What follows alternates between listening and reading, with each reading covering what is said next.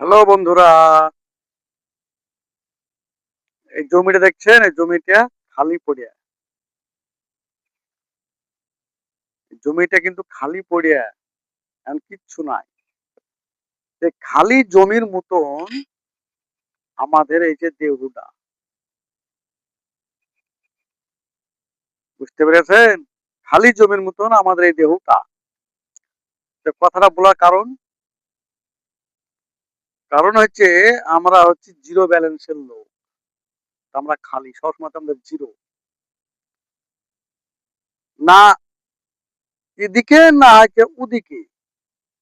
কেননা আমরা না পাচ্ছি সংসার জগতে ঠিকভাবে চালাতে।